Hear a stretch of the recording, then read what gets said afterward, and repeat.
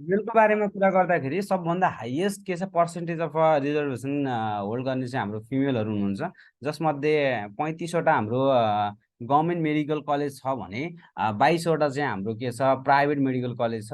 अब प्राइभेटमा पनि हाम्रो एउटा फरेन पनि दुईवटा छ, हामीलाई थाहा छ, college of medical science and teaching hospital, then after Manipal college of medical science, यो दुईवटा छ राइट। अब मणिपालले पनि 3टा स्कलरसिप दिन्छ, अनि then after college of medical साइन्सले पनि 3टा दिन्छ, र गभर्मेन्टमा चाहिँ 35वटा सिट छ। हेरौँ त यहाँ बिपीमा 9वटा, महाराजगञ्जमा आइएममा 10वटा, आर्मीमा 5वटा, 6वटा चाहिँ हाम्रो पाटनमा एन्ड कर्णालीमा हाम्रो 5वटा गरेर चाहिँ यसै गरी 32वटा सिटहरू हुन जान्छ, र 22वटा सिटहरू चाहिँ हाम्रो के छ प्राइभेट कलेजमा रहेको छ, र टोटल चाहिँ हाम्रो चाहिँ 57वटा सिट्स चाहिँ के छ गभर्मेन्टले हाम्रो महिलाहरूलाई राखिदिएको छ। यसमा महिलाहरू सबै किसिमको महिलाहरू पर्नुहुन्छ, र यसमा के कुरा ध्यान दिनुपर्छ भने जस्तै के छ हामीले हामीभन्दा अगाडि डिस्कस गरिसकेका छौँ, के कुरा भन्दाखेरि दलितमा पनि के छ फिमेल हुन्छ, र दलित फिमेलहरूलाई चाहिँ स्पेसल कोटा छ, फेरि त्यसमा पनि 3% उहाँहरूले पाउनुहुन्छ नि त। हो, त्यही भएर त्यो दलित फिमेलहरू दलित फिमेलमा जानुहुन्छ। यदि कोही पनि दलित फिमेलले अलिक धेरै मार्क्स ल्याउनु भएको छ भने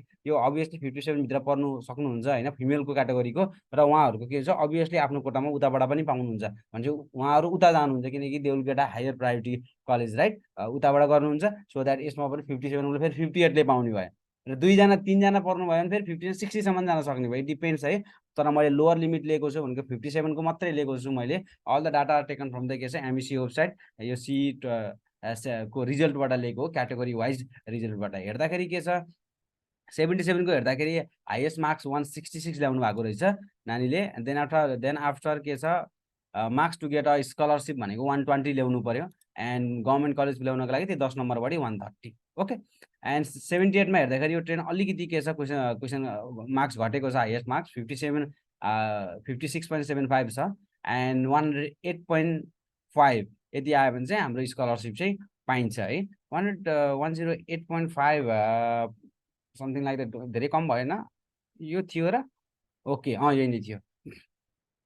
108.5 आयो भने चाहिँ हाम्रो 78मा चाहिँ के छ स्कलरसिप पाइयो, धेरै कम छैन, ठिकै छ। एन्ड गभर्मेन्ट कलेजको लागि चाहिँ के छ 116 चाहियो। देन 79मा हेर्दाखेरि चाहिँ के छ 159 हाइएस्ट आएको छ, 113 ल्यायो भने चाहिँ स्कलरसिप पाइयो। इजी छ नि त, 113 त ल्याउन सक्नु पर्यो नि त। यदि 113 ल्याउन सक्नुहुन्छ भने गर्न सकिन्छ है। एन्ड गभर्मेन्ट कलेजै चाहिएको छ भने 10 नम्बर बढी ल्याउनु पर्यो, 13 भनेको ट्याक्कै। फेरि गभर्मेन्ट कलेजको लागि हरेकचोटि 10 नम्बर ल्याउनु पर्छ है, तपाईँले ध्यान दिनु कि अब म त यस्तो भन्छु कि यदि कोटा छ भने पनि गभर्मेन्ट कलेज पाउन सक्ने चान्स छ, त्यसमा कम्पिटिसन गर्नु होला, अनि त्यहाँबाट चाहिँ पाउन सकिन्छ है। सो द्याट अब कोटा पनि छ, तपाईँ अब यताबाट पनि निकाल्नु भयो, आई मिन फ्री खुल्लाबाट, र रिजर्भेसनबाट नि भयो भने त के छ र तपाईँ रिजर्भेसन भइहाल्छ, खुल्लाको चाहिँ सिट बढिहाल्छ। त्यही भएर म भन्छु खुल्लाको के छ हाम्रो 250 सिट्स छ नि त होइन, 250 टोटल हाम्रो अहिले कति छ 450 सिट्स छ, जसमध्ये 202 सिट्स चाहिँ हाम्रो रिजर्भेसनलाई छ, र बाँकी भनेको 48वटा सिट्स चाहिँ हाम्रो खुल्लाबाट छ होइन।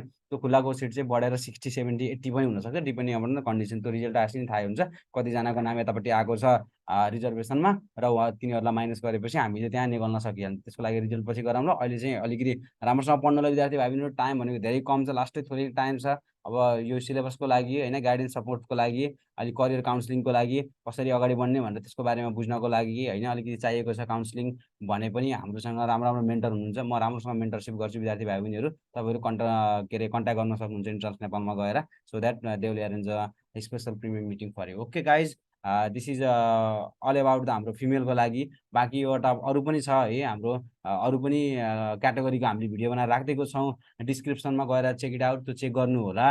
अनि त्यसबाट कुनै पनि प्रब्लमहरू आयो भने जस्ट कमेन्ट डाउन है, एन्ड देन हामी अभियसली नै त्यसलाई रिच आउट गरि नै हाल्छौँ। Okay, see you in the next video.